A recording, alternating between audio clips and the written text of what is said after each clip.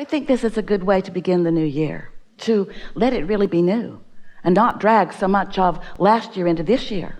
We want to awaken within you your realization of your vibrational contribution to every moment in time. We want you to find the balance between the desire that life has caused you to focus into place and the open valve, so to speak, which is the conduit between you and the energy that creates worlds. It's like a pipeline where the energy that creates worlds flows through you toward whatever it is you're asking for. And the balance of your asking and your allowing of that energy to flow is really an important thing for you to consider. We want to talk to you about it in a way that might feel a little new to you, because it's that balance of desire and belief that equals not only what happens and how it happens, but how it feels while it's happening.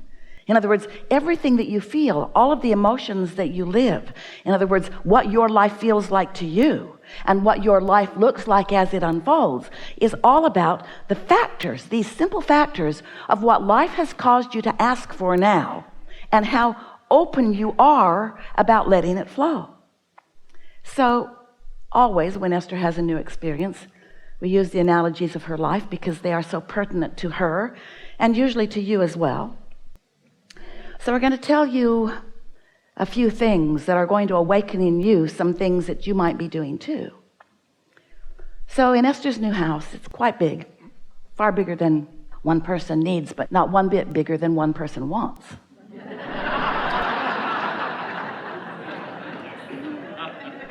So here it is, and now it's the day that a photography company is coming to take a picture of the award-winning pool. It has a fire feature. Push a button, and fire happens. Esther was very eager. She had not seen the fire yet. She was standing inside. She took her place inside her living room, looking out across the pool. And when the fire came on, it was beautiful, but it made a sound in the attic, a sort of howling sound. Well, when something howls, there's usually something wrong. So she went outside and she said, might want to turn that off. I think the house is going to blow up. I don't know what's happening, but maybe somebody wants to go up in the attic and see. So someone went up in the attic and the gas line was straining. It was obvious. Well, that was not pleasing. And so the contractor came, a lot of people came, and began speculating what was going on. But the general consensus was there was not enough gas going to that fire feature. It wanted more than the pipeline could provide. So it was asking for more. So Esther is just thinking, you guys are stupid. You should have thought that through. There are calculations. This many things needs this much gas, and those pipelines need to be this big, and so forth. She tried to be nice, and mostly was, as they explained to her, there were only a few interior walls that would have to be removed. And Esther explained to them there were going to be no interior walls removed. Tear out the outside of the house, but don't mess with the inside of the house.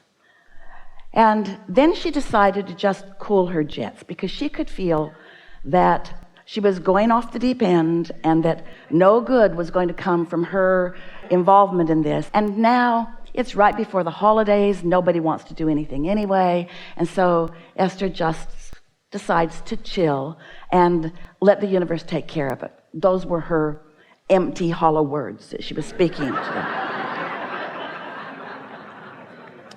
So then she's enjoying her house. Everything else works as long as she doesn't turn on the fire or the pool heater or the outside fireplace. Just a few things. Everything inside is working. So then the next day, or the day after the next day, she's standing in her living room, and she has really a strong impulse to step out into the front yard. And as she does, she hears a strange sound, not so different from the sound that she'd heard before, except it's outside rather than inside. And so she stood there and realized that it had something to do with the sprinkling system, the underground system. She stood there long enough that that zone turned off, and when the zone turned off, the sound went away. It wasn't a sound of water running. It was a sound of something straining. It was a sound of something odd. It was a sound of something going wrong. So she called and left a message, and then didn't worry about it. It's winter. Nothing really needs water out there anyway. Something to think about later, though. And then a day or two later, a man came to teach her pool school. He's going to show her how all the buttons work, and he was a lovely man, and she learned about her new swimming pool. And as he was getting ready to leave, he said, "Oh, I noticed that you have a broken sprinkler down on the back of the property." And Esther looked down, and sure enough, there was water bubbling up out of the ground. So she called the landscaper, who was in the area and was there in 2 minutes, who called the sprinkling company, who was also in the area and was there in 5 minutes. And so within 7 or 8 minutes, there were people there to deal with this broken sprinkler. Turned out the sprinkler wasn't broken. It's just downhill, and the system had just turned off, and water was just draining out of that. But now they're there, and so Esther says, "Oh, I have a question for you. Can you turn on whatever zone makes something happen out here in the front?" And so they did, and that sound came. And Esther said, "Does that sound normal to you?" And they said no. And so they were there for a while and figured out that someone had wired 2 zones together so that when either zone was calling for water, both zones were calling for water, and there wasn't enough water for both zones. And so the demand was greater than the supply. You getting a theme here? The demand is greater than the supply. What does that mean to you in terms of creating? Well, it meant something to Esther. I have desires that my open valve isn't supplying, which means my valve is not as open as I think that it is. I'm asking for more than I'm letting come through. I've got beliefs that are blocking my own desires. That was a shocking thing for Esther to hear. She didn't want to admit it. She didn't want to own that. She doesn't want to have a desire that's stronger than her ability to supply it, because she knows the supply is always there and no one is holding back from her supply. She just might have the valve pinched off with some belief that it needs to be harder than it needs to be. You see what we're getting at? And so that really is a wonderful way to understand creation, because when you ask, it's given every single time. The question is, are you letting what's being given in? Or do you have beliefs that have got it choked off in some way? And so if what you're asking for isn't coming easily, you've got it choked off, because you are supposed to be able to ask and it is given, and you're supposed to be able to let it in. Unless you've had past experiences that you keep practicing. Esther believes that construction is wonderful but difficult. Esther believes that people mean well but don't always know what they're doing. And she's got so much evidence to prove it. The stories she could tell you and entertain you with, oh, you would be so entertained, and then you would add your stories, and together you would collectively practice the flawed premised theory that life is supposed to be hard rather than that life is supposed to be fun. Esther's been practicing justifying the goodness that comes to her through her hard work longer than is good for her. And you are too. We just wanted to begin this gathering with this powerful and always true premise.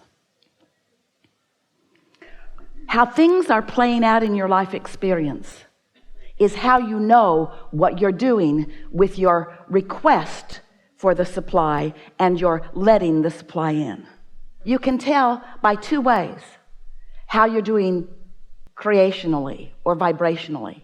You can tell by the way you feel, which you sort of get used to feeling the way you feel, so you don't know you're even feeling it. When you feel valiant, what's that emotion? Valiant. What is it? Is that a positive emotion or a negative emotion?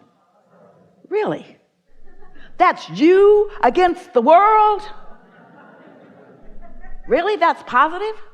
Oh yeah, I can wrestle you to the ground and kill you. One day, Esther decided to move the rods in her closet that were not placed the way she'd asked them to be placed. Oh, it was a weekend. No one was around. She literally took a rod out of the place with great struggle because it was really tight in there, and just a smidge too long to go back in easily. So she put it upside down and hammered both ends of the pipe until it was just short enough that it would fit back into place. There. And then she thought, oh, I might be banging it into place.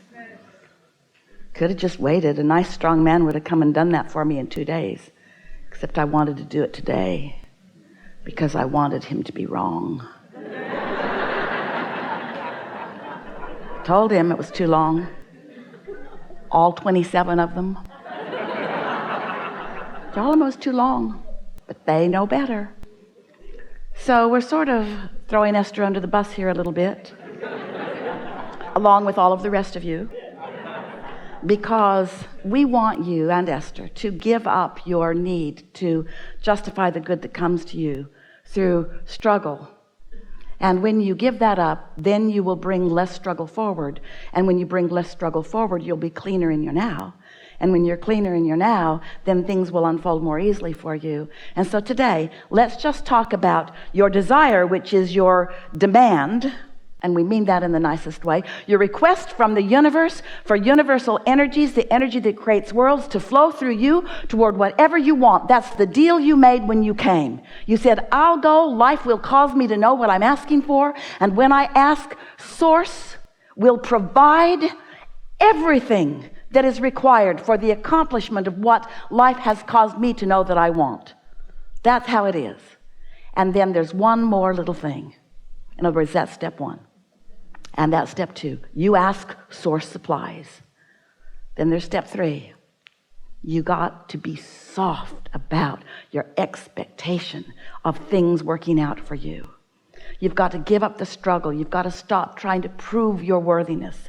You've got to stop comparing yourself to any others. You've got to let the competitive feeling go. You've got to accept your blessedness and just let proof of your blessedness flow to you and through you with ease and flow.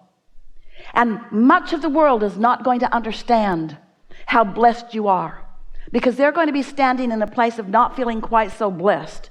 And people who don't feel blessed resent those who appear to be. But just because they haven't figured out how to get their valve opened doesn't mean you should pinch yours off so that they feel better.